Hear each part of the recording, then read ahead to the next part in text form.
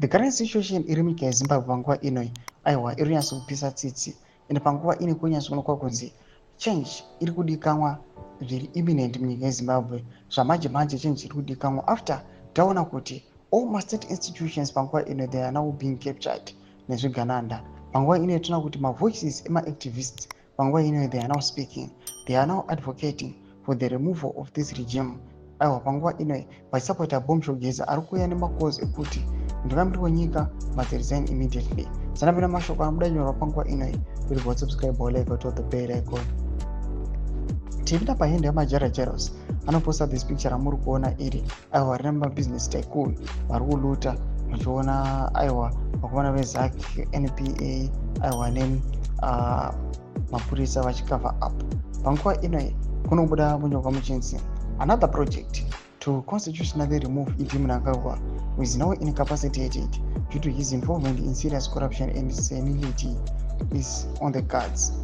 Mnangagwa is and he has never been fit for the purpose.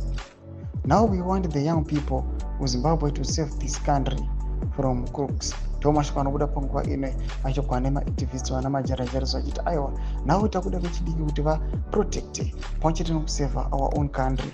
Noda kuti kuri kuonekwa kunzi zvigananda aiwa nepeople in power panguva ino anoonekwa kunzi the old madalas at the ruling party ZANU-PF aiwa vauya panguva ino vakaparadza nyika, vauya vakaluta vakaita sezvavanoda.